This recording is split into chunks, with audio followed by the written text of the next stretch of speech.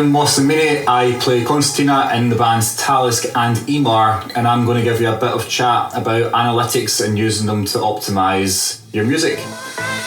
So with both bands, I find the best thing is if you can place yourself somewhere online, you should place yourself there. And if there's someone else you can place yourself online, you should also place yourself there. It sounds silly, but the wider you can put yourself, the easier it is to be seen. A lot of different people use a lot of different platforms. A younger generation will be using Instagram, an older generation using Facebook, and an even older generation using Twitter. And you're not going to find all of them people in the one place. Rarely you'll find your mum and dad go onto Instagram, and you definitely won't find your gran and granddad go on Instagram. But I'm talking from a traditional music sense. There's such a broad spectrum of age when it comes to listening to music from traditional music, so you kind of want to target all of them and find out information from every single person there. So on Instagram, if you look at what your posts are doing and where your followers come from, you can literally see what age bracket, whether it's like 16 to 24 all the way up to plus 65. You can see every single person, how they're interacting with your music, how they're interacting with your posts, how they're interacting with your content. And you can tailor what you put up and the times you put up that content to what they are doing or their working life. So like if you have a big massive 9 to 5 catchment of people, so if you have maybe like 16-year-olds to 40-year-olds generally working 9 to 5 or are in school, you look at the data and you see, well, 80% of my audience is this. So that means that if I post at any time between that, they're not going to see it. So you use it to post after that, and you're going to hit your target audience at the right time for the optimal effect. When you get onto looking at streaming platforms, I personally use Spotify quite a lot, and I use Spotify for artists an incredible amount. To see who's listening, you can see how many people are listening right now to your music, which is great. It's just great to see that people are actually engaging with your music, and you're not just waiting till like 3 o'clock on a Sunday to see if that number updated from the Saturday. You know that someone's listening now, whether that is your family or yourself.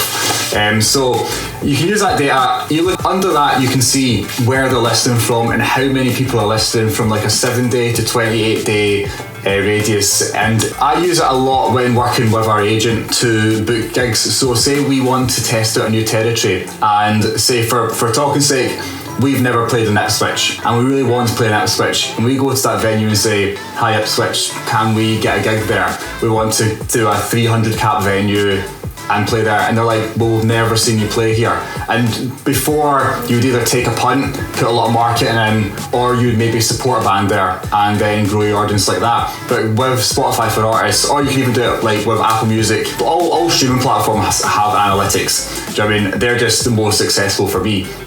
And I can go to the promoter and say, well, we have 300 people a day listening to us in Ipswich, so there's an absolute market there for us, and that gives the promoter confidence to book you. And if he has confidence, he's going to push the gig as hard as he can, and it's going to marry up well, and you're going to hit a market. So if you hit like Ipswich, but like instead of going to Ipswich, you were like, well, Cambridge Folk Festival is in Cambridge, so let's just go to Cambridge anyway. But you look at your analytics and you're like, well, only 3 people listen to me from Cambridge. You're going to count that as a dead area, because when you go to it, no one's going to come to your gig. When you realise if you just went over the road, you would have a full house. So you can't just take punts all over the world. You have to be really informed in where you're playing and what you're doing.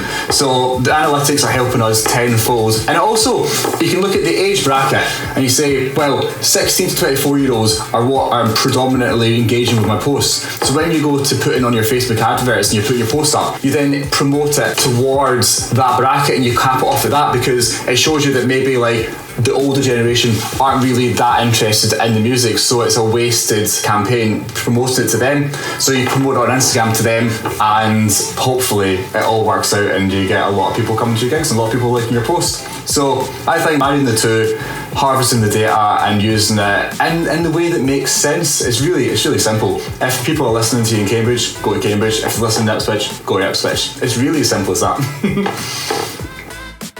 So to summarise, there's many places to get your analytics from, and you should cover all the bases. You can get them from Facebook, Instagram, Google Analytics, YouTube.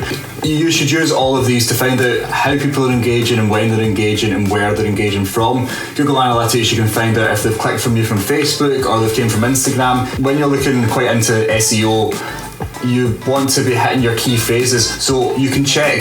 I get it quite a lot through Wix, and I can look at my website and I can see when people have searched my name to come to see Mohsen, or when they've even misspelt my name to come and see Mohsen, or if they vote Talisk or Ímar. It happens all the time. So then you can, it sounds weird, but you can put in, like, my name's spelled Mohsen, but I can write it, I can take the S and the H, put it the other way around, and that'll target people that just don't know how to spell my name. And it's like, it happens quite a lot. You can use all this data to like find fun and quirky ways to actually attract your audience, or just to make yourself more available. Another really good one I find is using like Feature FM or these landing platforms, and you can see your feature page and it's just like one link, you click on it and it has all your content there. You have your Spotify, your Apple Music, your iTunes, you have absolutely everything, your website, and you can see how many people, when they got to that landing page, clicked on Spotify, Apple Music, and you can see where your audience actually listen to you from. So if everyone clicks on Spotify and no one clicks on Apple Music, when you come to put a campaign together,